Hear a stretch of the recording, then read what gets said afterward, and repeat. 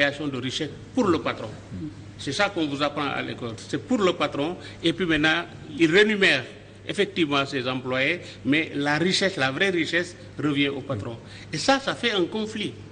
Parce que c'est moi qui suis pour que vous vous enrichissez et vous me laissez dans une position de misère.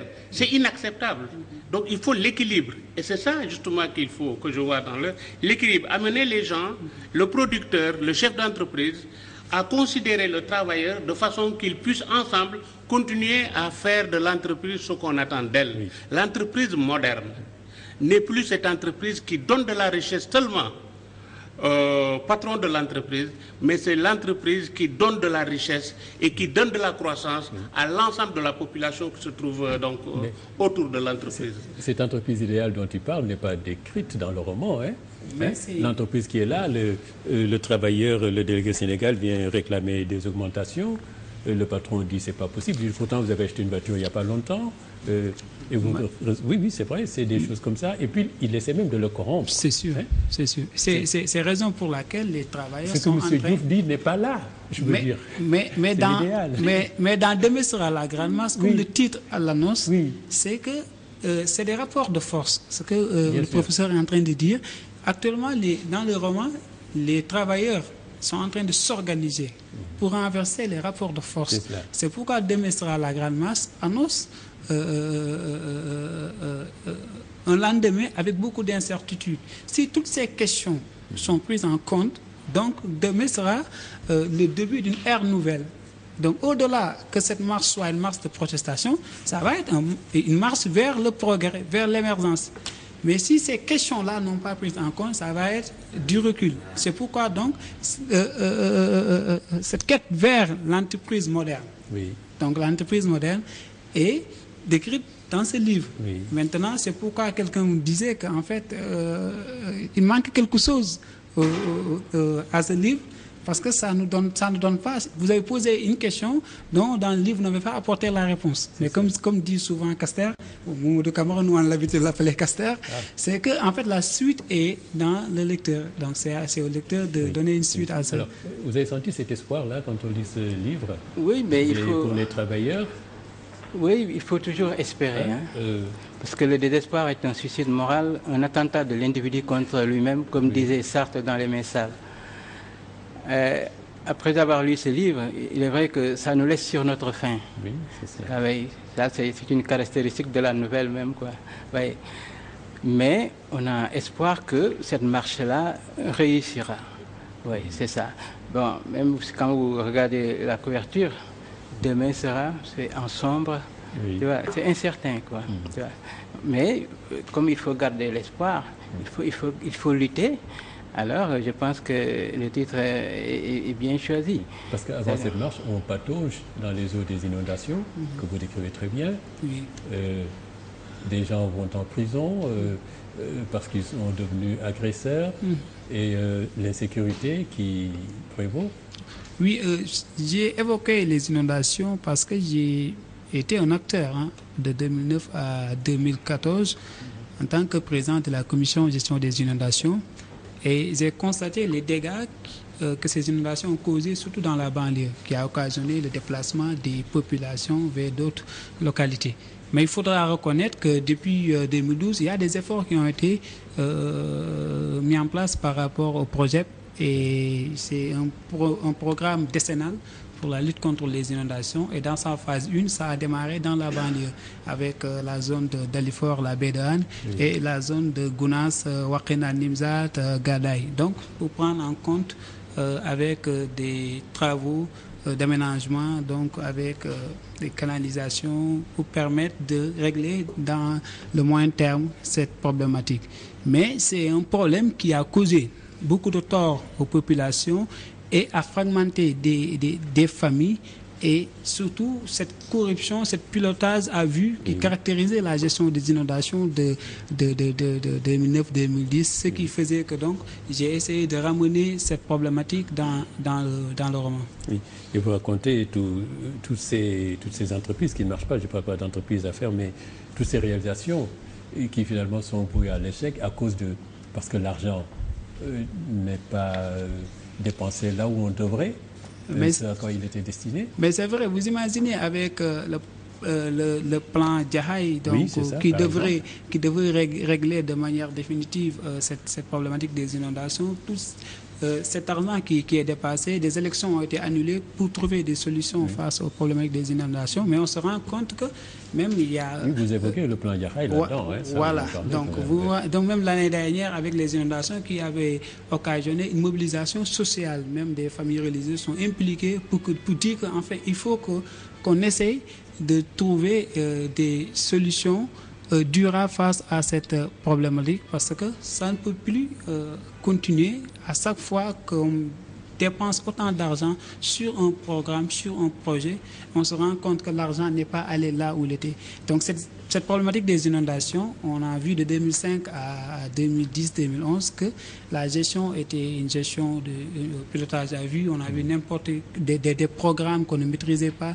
Tout ce qui a été planifié dans le cadre du plan Jahay, même pour régler la question de la baie de Hann, les travaux qui devront être faits, même dans la zone de Wakhinane Nimzatt, Bagdad, Mesere, donc Thiaroye Dakar, ce sont des travaux qui n'ont pas été réalisés. Ce qui fait que donc c'est ce que j'ai essayé de traduire, montrer cette mauvaise gestion qui, au-delà même de la problématique des inondations, mais cette mauvaise gestion qui caricaturait de différents régimes. Alors faut-il comprendre, quand on lit ce livre-là, il nous reste quelques 5-4 minutes, on arrive à la fin de cette première partie, que pour régler les problèmes de développement dans nos cités, il faut vraiment agir en priorité et de manière forte dans les banlieues. Parce que tout se passe dans les banlieues, justement. Mais c'est vrai, parce que vous savez, ce qu'on a constaté, c'est qu'en fait, il y a un développement. Les gens ont laissé les gens installés dans les banlieues. Il y a des quartiers flottants. Mais c'est à l'État aussi de structurer cela, et l'État est dans cette dynamique. Oui.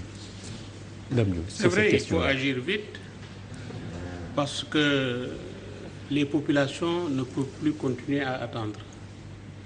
Et c'est dans cet esprit-là, d'agir vite et bien, que la nouvelle équipe qui est sur place est en train de se remuer de tous les côtés, y compris par exemple le plan Sénégal émergent, qui va prendre en charge tous ces éléments qui devaient être faits à temps et qui n'ont pas été faits, qui devaient être faits bien et qui n'ont pas été bien faits.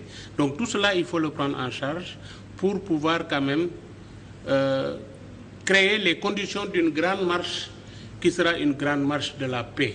De la paix. De la paix oui. Sociale. Okay.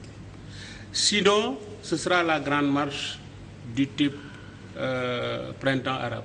Ah oui, c'est ça. Et nous ne souhaitons pas que le Sénégal aille dans cette grande marche du printemps arabe. Donc de la résolution des problèmes auxquels on est confronté dépendra la nature de la marche qui sera faite et que vous annoncez là. Bien sûr, bien sûr. Parce que si ces solutions structurelles sont trouvées par rapport à ces banlieues, mais au-delà même par rapport aux différents problèmes, parce qu'il faudra reconnaître aussi que c'est déraisonnable de penser qu'on va trouver des solutions immédiates face aux problèmes que le défunt régime a légués donc à cette nouvelle équipe. Maintenant, c'est dans la recherche de solutions durables. C'est pourquoi le professeur Diouf a parlé du PSE, qui est un programme ambitieux, et la vision dépasse même le mandat du président, c'est 2035. Ça, c'est une première, parce que donc on dit souvent que le temps du politicien n'est pas le temps du scientifique, mais aujourd'hui, avec un programme qui dépasse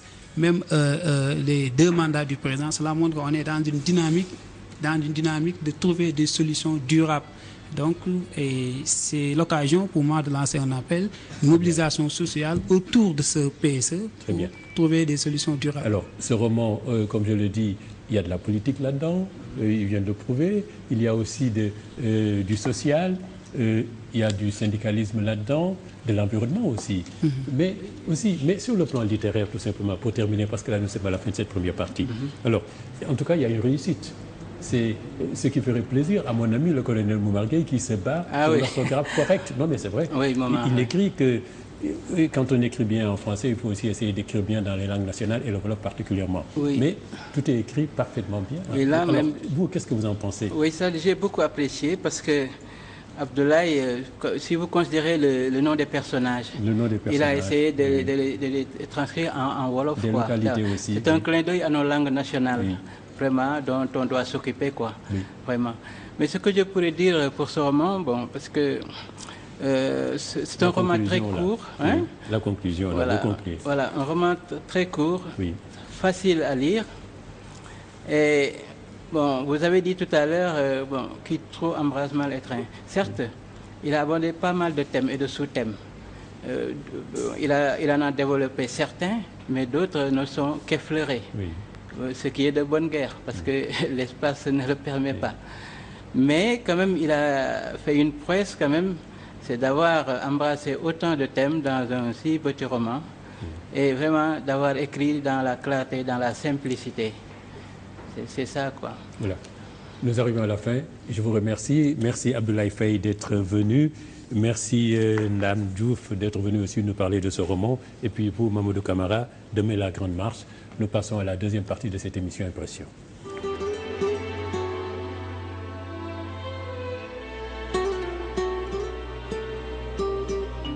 Deuxième partie de cette émission Impression, nos notes de lecture. Nous commençons avec Serigne Sey, qui est enseignant à Toubatoul et aussi au département de lettres modernes. Il vient nous présenter un aspect de la littérature australienne, comme je disais, avec un roman qui a pour titre L'héritière de Jacaranda. Alors, l'auteur, c'est une femme, elle s'appelle Tamara McKinley. Oui, l'auteur, c'est une femme, donc une australienne d'origine. Au fait, je vais d'abord la présenter, puisqu'elle est née en 1948 en Tasmanie, en Australie. Donc, c'est quand elle a émigré en Grande-Bretagne étant enfant pour poursuivre ses études. Et au niveau de sa carrière littéraire, on va s'en rendre compte que ses premiers succès, c'était des thrillers psychologiques. Ce n'est que plus tard qu'elle va se tourner vers des ouvrages où elle va essayer d'évoquer les souvenirs, en tout cas de sa famille, les souvenirs de son origine australienne, où elle va nous peindre un peu les caractéristiques de ce qu'on appelle l'outback australien, c'est-à-dire l'arrière-pays australien. Et ces ouvrages, comme la dernière valse de Mathilda, etc., sont des ouvrages qui ont eu un succès retentissant, donc sur le plan mondial. Ils sont des ouvrages qui ont été des best-sellers dans quelques pays européens comme l'Allemagne ou la Suède. En tout cas, ce qu'on peut dire d'elle, c'est qu'elle est un peu l'héritière des grands auteurs australiens comme Patrick White. Elle est en tout cas celle qui continue l'œuvre commencée par les romancières donc du 19e siècle en Australie, comme les Eleanor Dack, etc. Donc c'est une grande romancière, donc qui un peu nous permet de faire une petite découverte de la littérature australienne. Voilà, justement, alors Serigne Sey, ce roman que vous me faites découvrir aujourd'hui parle en fait de l'installation des premiers pionniers venus de la Grande-Bretagne, mais surtout par l'histoire d'une famille. Oui, c'est l'histoire d'une entreprise familiale. Donc, c'est dès le début du roman, on voit qu'après le décès du patriarche de la famille, qui s'appelait Jock Whitney, qui dirigeait la plus grande entreprise viticole d'Australie, ses proches se rendent compte que les affaires ne marchaient pas. En réalité, Jock avait tout fait pour que la société ne lui survive pas. Donc, il avait des comptes à rendre avec les membres de sa famille. Donc, il faisait tout pour se venger, pour qu'après lui, ça soit le déluge. Et une réunion des membres de la famille est convoquée pour décider de l'avenir de la société. Et là, on va voir qu'il y a deux camps qui vont se faire face. Le premier camp veut que l'entreprise soit cotée en bourse. Et le deuxième camp voudrait que l'entreprise soit vendue et qu'on n'en entende plus parler. Oui. Mais c'était surtout sans compter sur l'entêtement de Cornelia, qui est la veuve de Jock, qui va tout faire pour convaincre les membres de la famille de conserver l'entreprise dans le giron familial. Oui. Et elle va surtout essayer de convaincre sa petite fille Sophie, qui est débarquée fraîchement de Grande-Bretagne pour venir participer à cette réunion.